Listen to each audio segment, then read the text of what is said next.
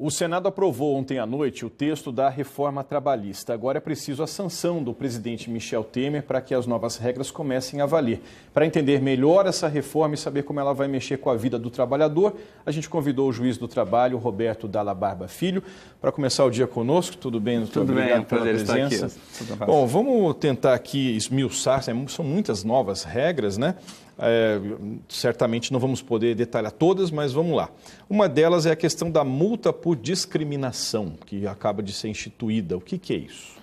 Foi um dos acréscimos de direito que nós tivemos com a reforma. Ela passa a prever que, em hipóteses de discriminação de trabalhadores por sexo ou por etnia, haverá uma multa instituída em favor do trabalhador. Talvez melhor fosse até uma indenização, ao invés da nomenclatura de multa, mas seja como for, é um direito adicional que é previsto nessa reforma. Não havia essa previsão antes, ela está inserida dentro da parte que trata da equiparação salarial, de diferenças salariais, para proteger a isonomia.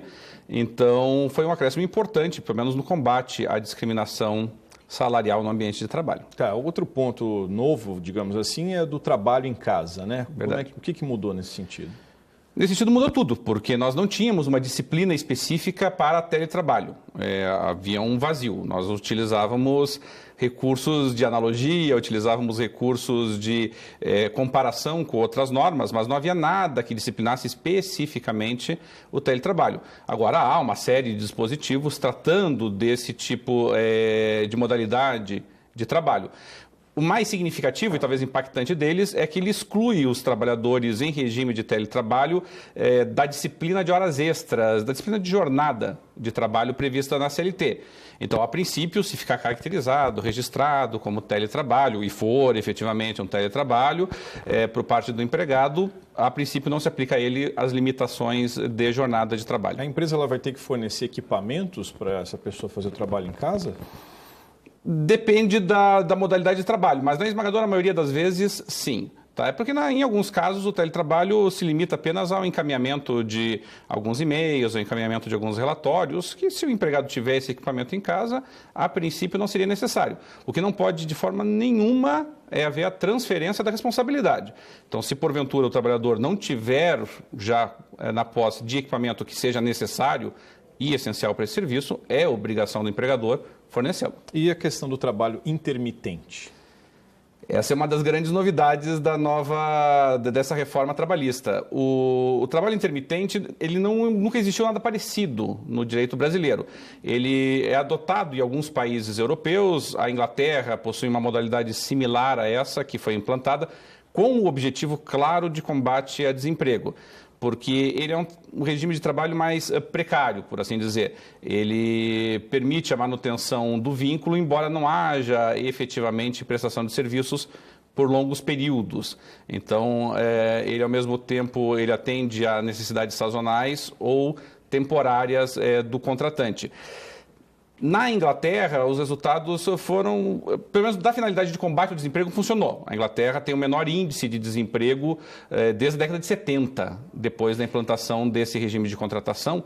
E esse regime de contratação, ele atinge quase 1 milhão de contratos na Inglaterra atualmente. Há críticos que indicam que houve uma redução marginal do salário por conta disso. Uma redução que, nos estudos, girou em torno de 0,4%, 0,5%. Para a pessoa atingida, evidentemente, não é muito bom, mas ainda que pequena essa diferença. Mas do ponto de vista global de redução do combate ao desemprego, me parece que o resultado foi positivo na Inglaterra. Nessa questão, há o risco de que as empresas passem a contratar mais trabalhadores intermitentes do que trabalhadores fixos? Há um limitador para isso? Possibilidade existe, mas o contrato intermitente ele não é para todas as modalidades de emprego, ele é para algumas modalidades específicas de contratação que existe essa variação de demanda mais significativa. Eu não vejo, sinceramente, ele se generalizando para todas as modalidades contratuais. Mas aqui, sendo bem sincero, é um exercício de futurologia. Nós não temos hoje como saber como é que vai se comportar o mercado. Existe uma demanda, ou existia pelo menos uma expectativa de que essa modalidade fosse criada no direito brasileiro atendendo a determinados setores da economia. mas eu não vejo realmente esse contrato se generalizando ou se tornando predominante nem de longe. Esse trabalhador temporário, ele vai ter direito a horas extras, por exemplo, e como é que ficam as horas extras em geral? As horas extras, elas não é que elas não sofreram alterações tão significativas, elas sofreram, mas pelo menos assim, a essência delas permaneceu a mesma. Né? Nós tivemos, inclusive, uma atualização, a CLT previa ainda adicional de 20% de horas extras, quando a Constituição Federal há muito tempo já previa adicional de 50%. Foi uma atualização, portanto, sem nenhuma alteração aqui. Houve algumas outras alterações com relação, por exemplo, a trabalho extraordinário em caso de necessidade urgente ou imperiosa, que diminuiu um pouco a burocracia para esse tipo de contrato. Mas a principal alteração neste ponto foi uma maior liberdade negocial, tanto na modalidade de acordo de compensação, quando o trabalhador passa a fazer algumas horas extras de um dia para redução da jornada em outro, quanto no regime de banco de horas, que é aquele em que você vai somando créditos de horas extras para serem debitados quando você sai mais cedo ou quando se ausenta do trabalho. Quer dizer, já em relação ao banco de horas, existe limitador para o banco de horas e como é que fica a questão do intervalo de descanso que hoje, ou melhor, que era previsto até então? A diferença que ocorreu tanto num quanto no outro foi uma maior liberdade negocial. Tá? Do ponto de vista legislativo, do ponto de vista legal, o intervalo entre a jornada, por exemplo, continua existindo, a limitação a 8 horas diária continua existindo, a limitação inclusive a 2 horas extras no máximo continua existindo, não houve nenhuma alteração nesse aspecto. O que aumentou foi a facilidade, ou pelo menos a maior liberdade que se tem para negociar essas modalidades de pagamento ou de adimplemento das horas extras. No caso específico, não é nem pagamento em dinheiro, é pagamento mediante redução da jornada. Onde antes havia uma exigência, ou pelo menos se debatia a exigência da necessidade de um acordo coletivo, de participação sindical, agora admite-se acordos individuais diretamente com o trabalhador. No caso dos acordos de compensação, em que a redução é na mesma semana, nós já vínhamos admitindo de forma geral essa modalidade de acordo escrito. O banco de horas, por ele ser um pouquinho mais complexo, geralmente se exigia o acordo ou a convenção coletiva. Agora permite expressamente o acordo individual. Mas a grande diferença é realmente a liberdade negocial maior. O senhor citou a questão da jornada de 8 horas, mas a reforma também prevê jornada até de 12 horas. Como é que seria isso? A meu ver, esse foi um avanço, mas temos que explicar isso. A jornada de 12 horas prevista em lei é a institucionalização de uma jornada que nós já conhecemos, que é a jornada 12 por 36.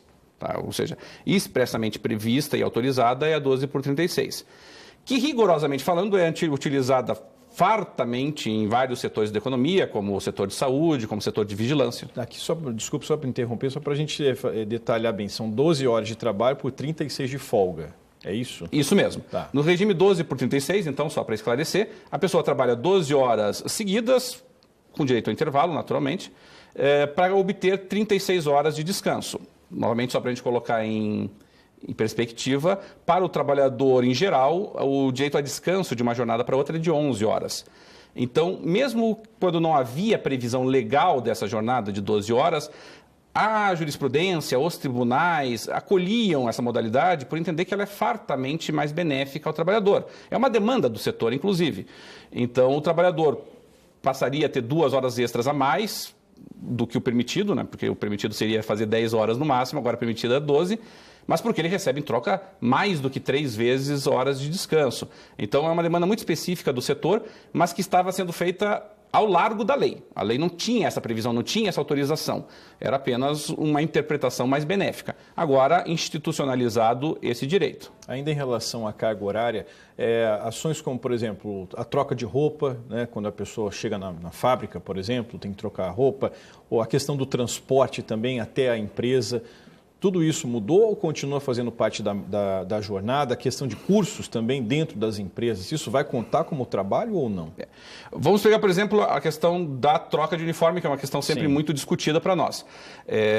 Hoje nós temos um ambiente de uma certa insegurança, por assim dizer, porque existem magistrados que entendem que o período destinado à troca de uniforme se integra à jornada para todos os efeitos, tem magistrados que entendem que não, tem magistrados que entendem que depende se o trabalhador pode ir uniformizado ou não pode ir uniformizado. Pela leitura que a gente faz da CLT na proposta de reforma agora, A ideia é de que, se o trabalhador não é obrigado a trocar de uniforme na empresa, ou seja, se ele pode vir uniformizado, o tempo de troca de uniforme não computa. É isso que diz a reforma. Mas, mutatis mutandis, quer dizer, alternando o ponto de vista, se for exigido na empresa, então esse tempo deve ser computado. Me parece que a reforma consegue sepultar essa questão. O período de deslocamento, muito se fala aí em termos de perdas de direito com a reforma.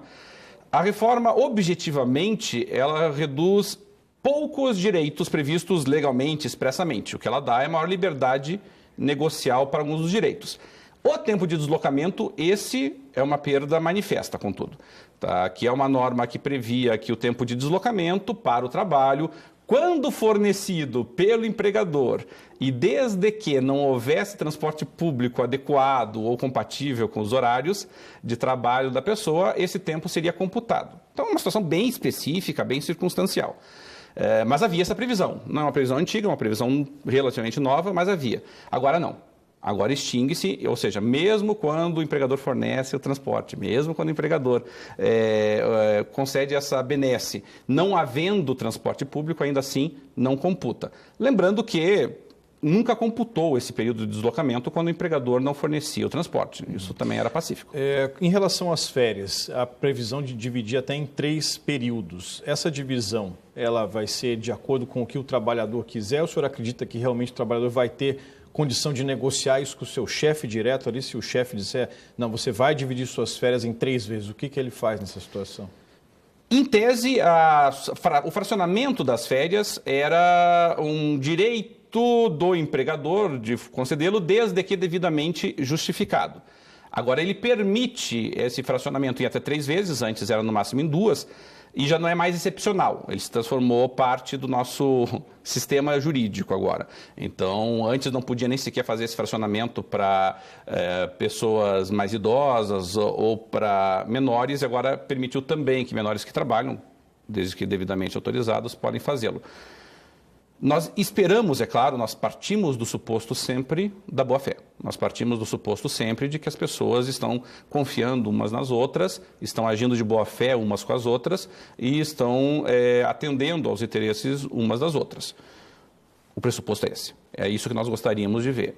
Se houver, contudo, qualquer tipo de fraude nesse caso, é para isso que existe o Poder Judiciário, é para isso que existe a Justiça do Trabalho, para nós analisarmos essas situações de conflito, para analisarmos a situação de vícios da vontade, essas ações que nós esperamos que venham caso haja violações que nós esperamos que não existam, para ser bem sincero. Muito bem.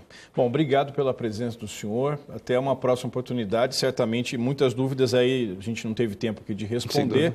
E ao longo aí dos nossos telejornais, sendo possível, a gente volta a contar com o senhor ou com outros profissionais para tanto. É um prazer, estamos à disposição. Obrigado, bom dia. Muito obrigado.